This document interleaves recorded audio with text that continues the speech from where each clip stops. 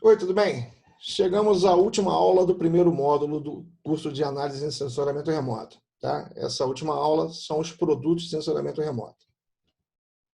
Meu nome é Carlos Alberto e vamos lá. O que a gente vai ver nessa aula especificamente? Tá? Aplicação prática do sensoriamento remoto, tá? O ciclo de produção em sensoriamento remoto, como é que gira o ciclo. Vamos falar um pouquinho sobre banco de dados geográficos. Vamos falar um pouquinho sobre modelagem de dados geográficos. E vamos dar exemplos de produtos de sensoriamento remoto. Tá? O que vocês vão conseguir gerar de produto no final do curso, quando vocês se tornarem analistas de imagem. Aplicação prática do sensoriamento remoto. Tá? O sensoriamento remoto possui múltiplas aplicações, como a gente já vem visto. A gente vem visto, ficou horrível isso. A gente tem visto durante as outras aulas, tá? E a gente pode empregar o sensoriamento remoto em quase todas as áreas do conhecimento humano. Ele vai auxiliar na agropecuária, no planejamento urbano, na segurança pública, tá? Em prevenção de calamidades, em busca e salvamento, cartografia e na observação do planeta como um todo, tá? Mas não vai adiantar você ter um sensor bodoso que faz imagem até de cabeça para baixo, sensor que tem a melhor resolução radiométrica, a melhor resolução espacial, a melhor resolução espectral. Se você, quando sentar lá, o usuário, não for capaz de retirar dessas imagens as informações que são necessárias para a sua área de operação. Tá? Se você tiver o melhor sensor do mundo, com as melhores imagens do mundo, mas você não for capaz de extrair delas as informações necessárias para o seu trabalho, não adiantou nada o esforço em conseguir as imagens. A parte mais importante do trabalho em sensoramento remoto, para gerar os produtos, é a fase de análise das imagens, é a interpretação das imagens. E não tem máquina no mundo que faça isso sozinha. Vai depender sempre de um operador bem treinado. Tá? O analista ideal de imagens, que é dificílimo você achar hoje no mercado de trabalho, é o cara que trabalha com imagem ótica, trabalha com imagem termal e trabalha com imagem radar.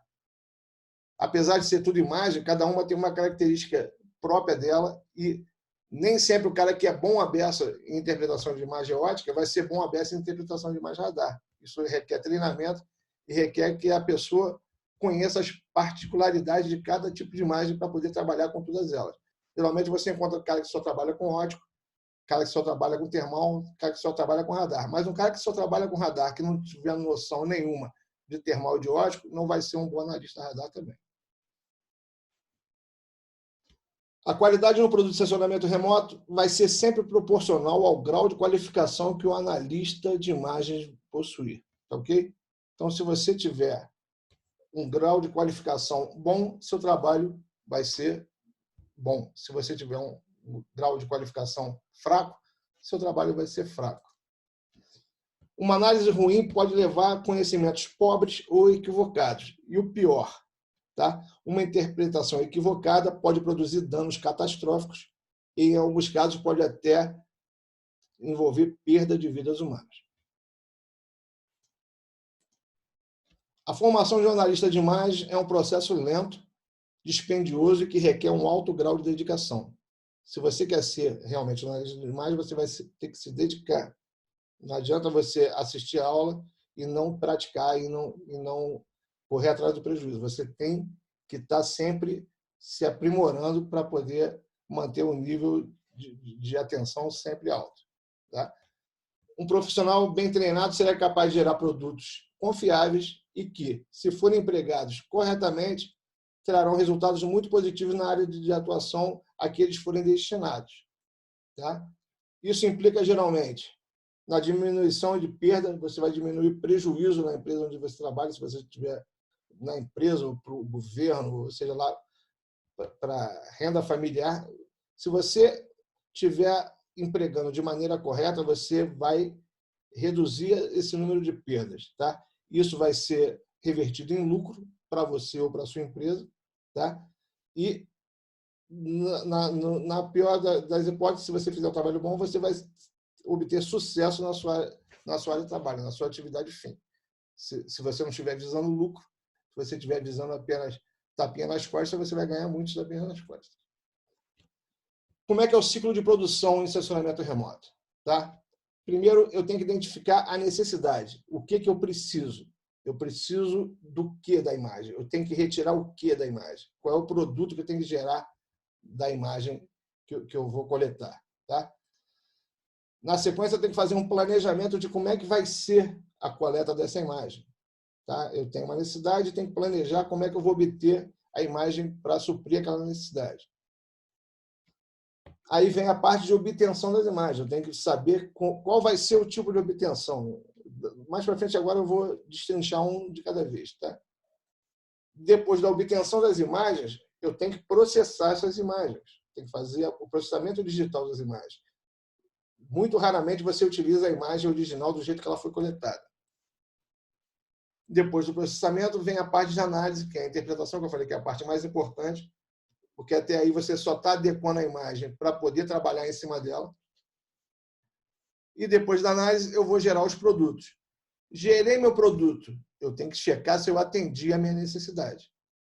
Porque se eu não atingir a minha necessidade, eu vou ter que gerar uma nova necessidade, planejar novamente, fazer uma nova obtenção, processar novamente e rodar esse ciclo até que o meu produto atenda a necessidade primária lá do meu setor.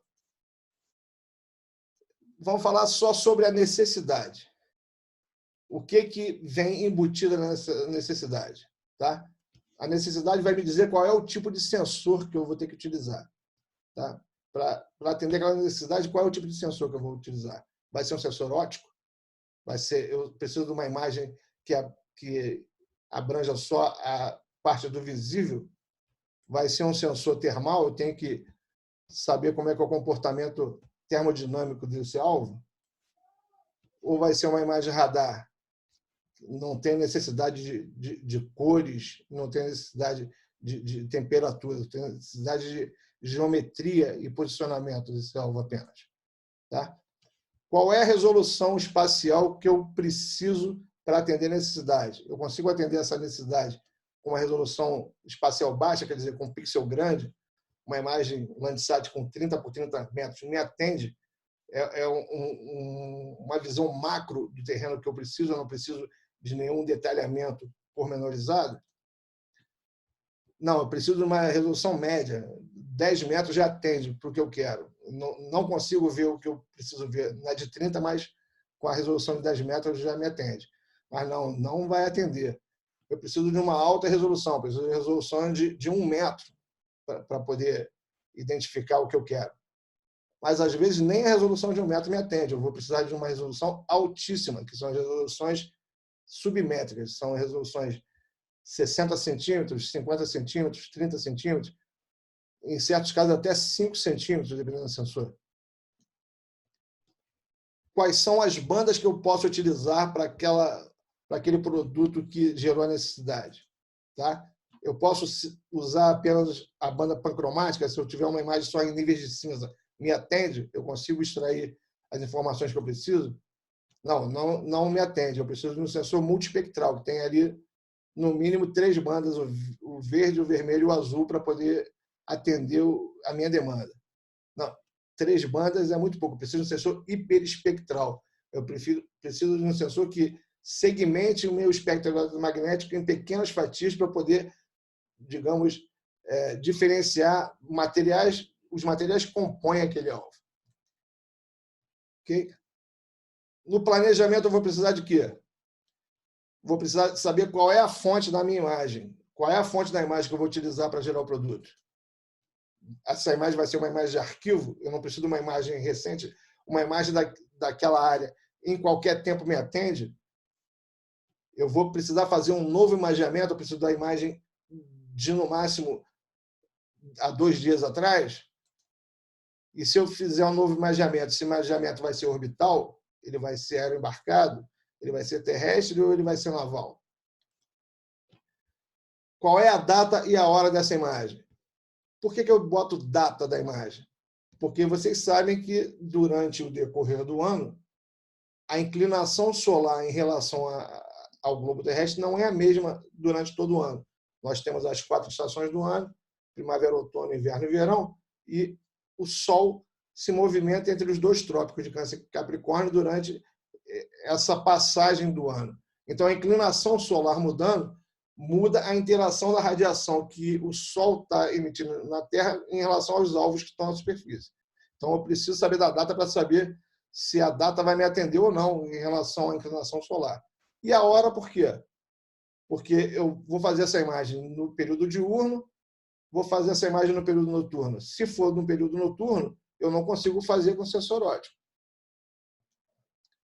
E qual é a prioridade desse imageamento?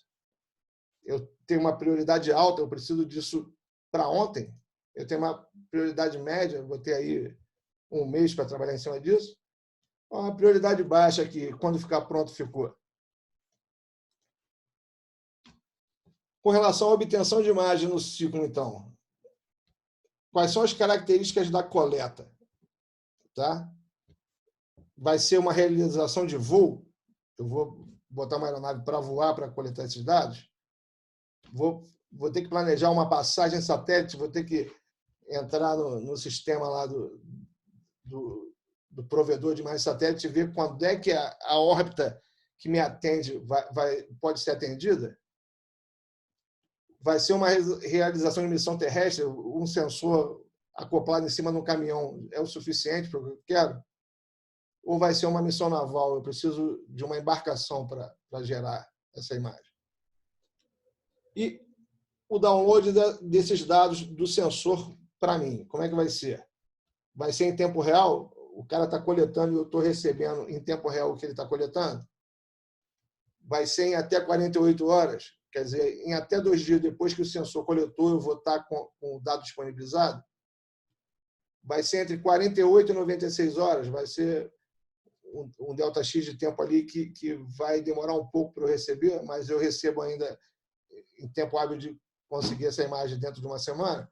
Ou vai ser acima de 96 horas e eu não tenho, às vezes, nem a precisão de quando é que eu vou conseguir fazer o download dessas imagens? Dependendo do tamanho dos arquivos, certas imagens para tramitar por via de rede demora muito.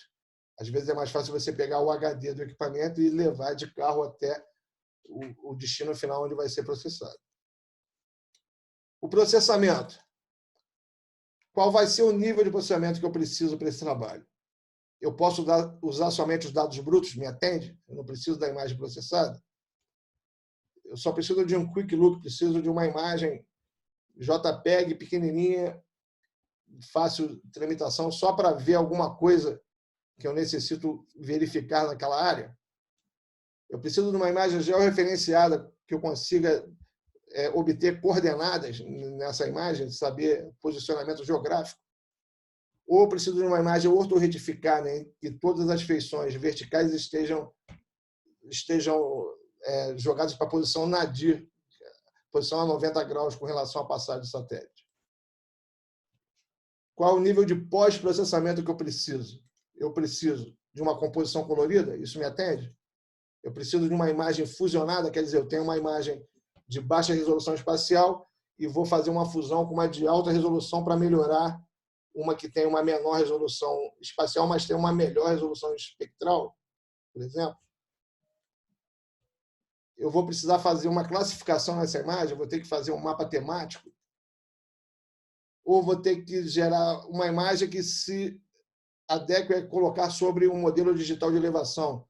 Eles querem essa imagem para fazer um voo simulado, eles querem essa imagem para ver como é que o relevo está influenciando em determinado assunto.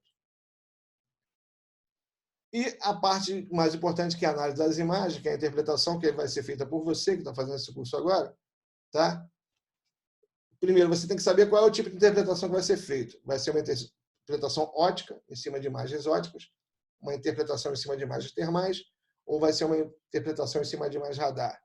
Não é nada disso, é uma interpretação mista. Eu vou utilizar mais de um tipo de sensor para poder realizar esse trabalho.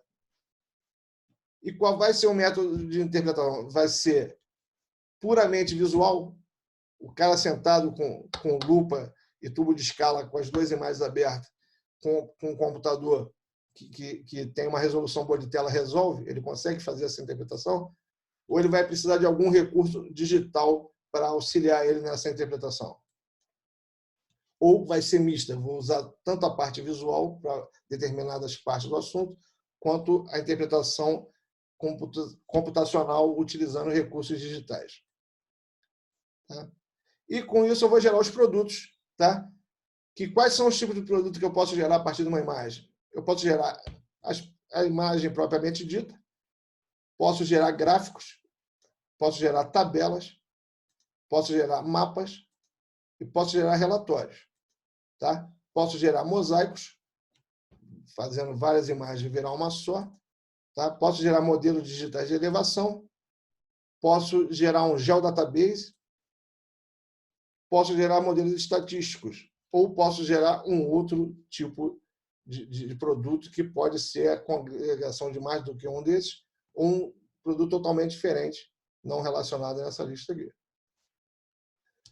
O que é um geodatabase que eu falei ali anteriormente?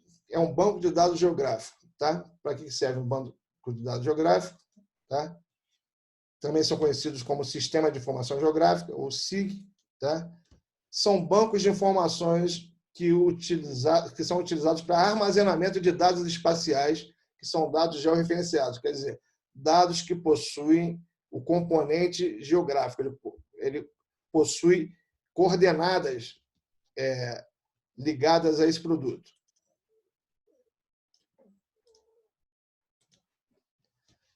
Esse tipo de banco de dados permite a manipulação de um grande volume de informações complexas, como mapas, imagens satélites, por exemplo. Tá? Ao contrário das antigas enciclopédias, que eram as fontes de informação que as pessoas antigamente tinham, que eram considerados bancos de dados físicos, era papel, era livro, os bancos de dados geográficos são virtuais, eles são todos em mídias computacionais. Tá? Para as áreas de sensoramento remoto e de geoprocessamento, o mais importante é que esses bancos de dados ou bases de dados sejam relacionais. O que isso quer dizer? Trata-se de um banco de dados no qual as informações que estão armazenadas lá dentro estão em forma de tabela com campos-chave que podem ser relacionados entre um assunto e outro. Ok? Então, eu tenho um mapa, digamos que tem um mapa do Rio de Janeiro, mostrando os pontos que está tendo maior contágio de Covid-19. Tá? Tenho esse mapa com as informações. Se eu tiver relatórios de cada hospital que estiverem georreferenciados com as coordenadas dos hospitais, eu posso, com um clique em cima da imagem, abrir os relatórios para verificar como é que está a situação em cada hospital. Eu posso agregar fotos, imagens, vídeo, tudo isso no banco de dados só, que fica mais fácil da pessoa trabalhar. Como é que é a geração e compartilhamento dos geodatabases? Tá? Eu tenho a fonte de dados, como sensoramento remoto, relatórios, imagens, vetores, shapes, tá? Filmes. Tá? Esses dados são processados, tá? São organizados em camadas. Essas camadas sofrem uma integração de dados e são armazenados no geodatabase. Depois, esses dados podem ser disponibilizados, tá? Via web, via mídia física, tá? Para o usuário final poder utilizar essas camadas como fonte de consulta.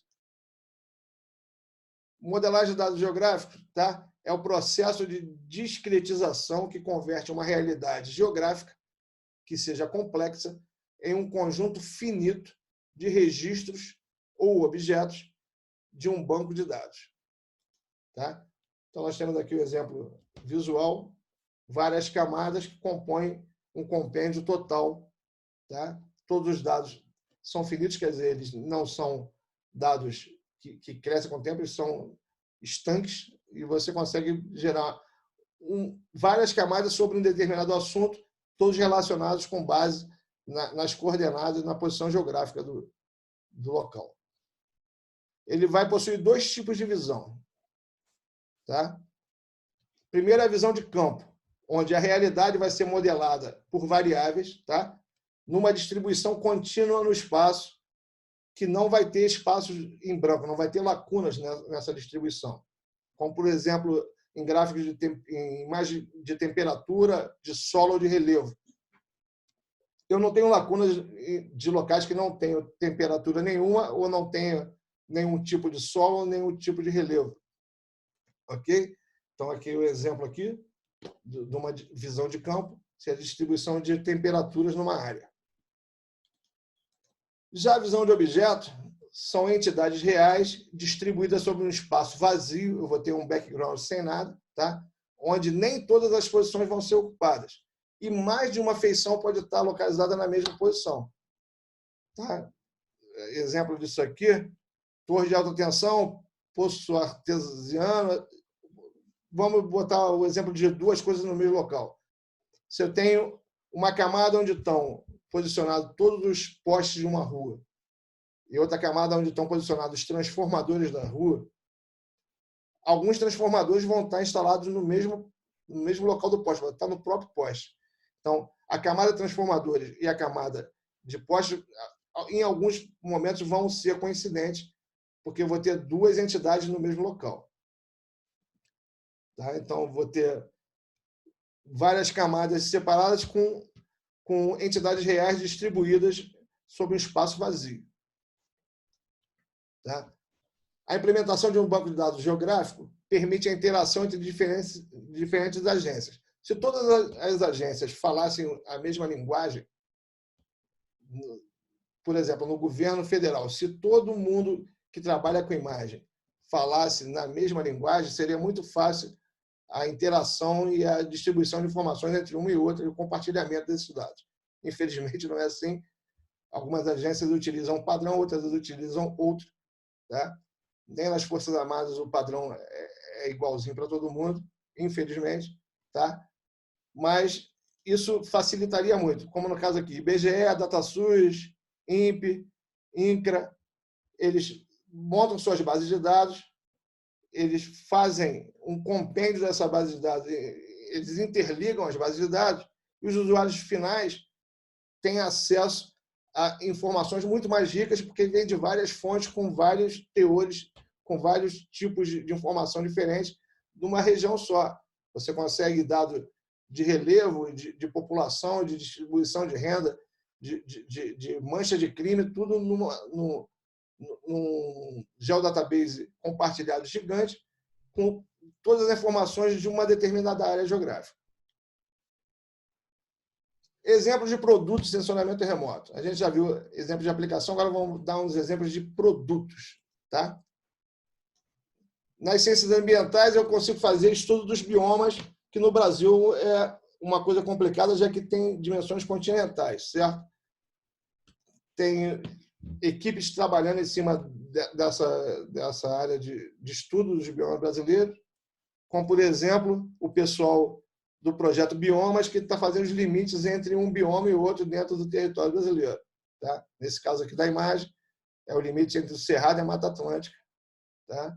E existem outros grupos de trabalho trabalhando no monitoramento da Caatinga, por exemplo. Isso é um exemplo de produto que eles geram. Arqueologia. Eu consigo fazer mapeamento de sítios arqueológicos. Consigo fazer um mapa onde estão plotados os sítios arqueológicos com legendas dizendo qual é qual, tá? Com escala e diferentes cores para diferentes tipos de alvos. Na preservação de terras indígenas, tá? Nesse caso aqui, eu tenho um trabalho que gerou um mapa mostrando quais são as terras indígenas que seriam afetadas por projetos hidrelétricos no Brasil. Na ecologia, eu consigo fazer monitoramento de desmatamentos ilegais. E, com isso, eu consigo fazer acompanhamento temporal, mostrando a evolução de um desmatamento ilegal no decorrer dos anos.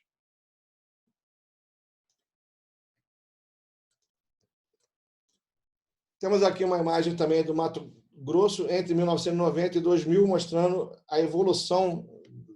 As duas imagens são na mesma área, tá? A evolução do desmatamento, do crescimento do desmatamento descontrolado naquela região.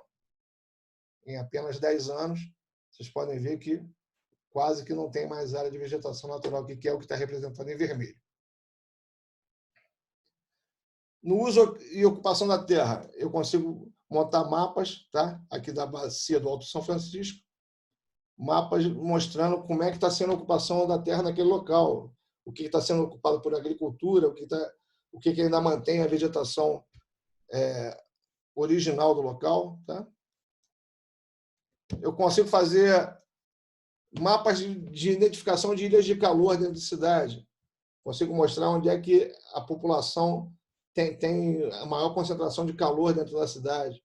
A gente pode verificar o porquê disso, qual é a qualidade do tipo de telhado que está sendo usado lá, qual é a quantidade de área que ainda tem de parques e praças com vegetação no local.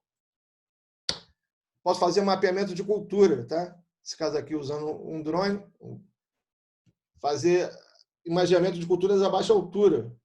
Tá? E com isso eu consigo fazer estimativa de colheita.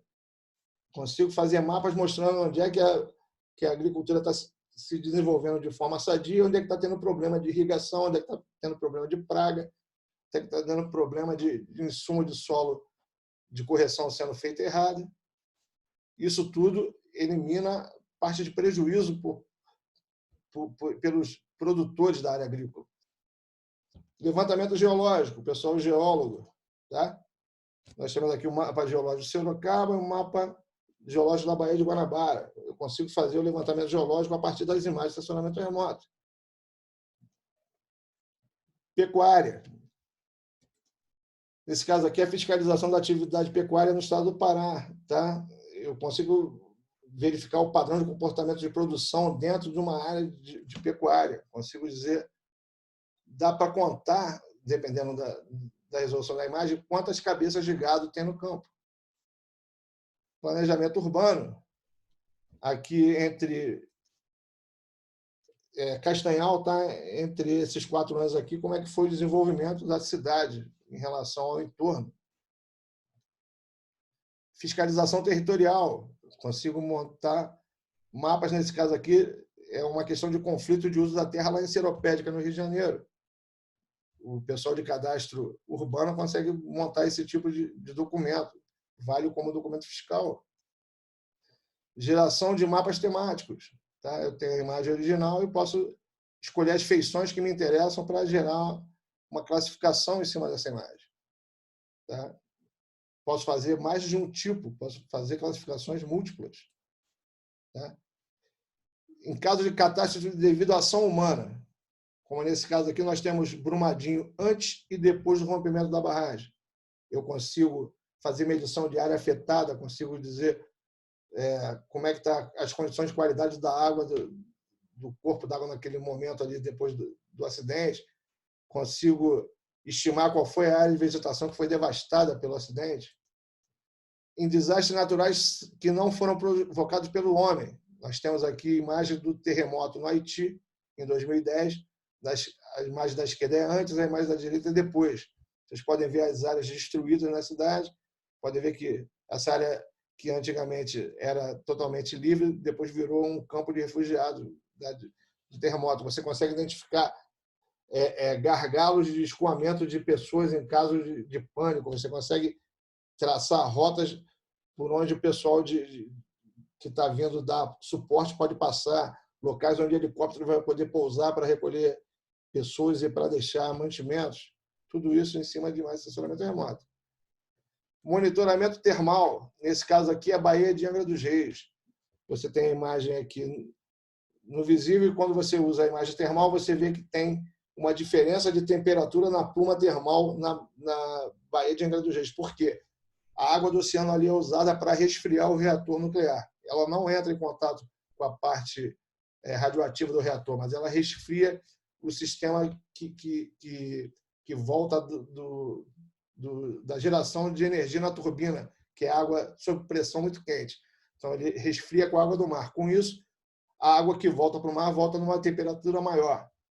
Para que isso influencia? O pessoal de biologia influencia muito porque as tartarugas marinhas são animais de sangue frio, elas procuram áreas mais quentes para ficar ali mantendo a temperatura do corpo mais alta. Então, a quantidade de tartarugas que agora tem naquela área da Baía de Angra, depois que começou a operação da usina nuclear, aumentou bastante.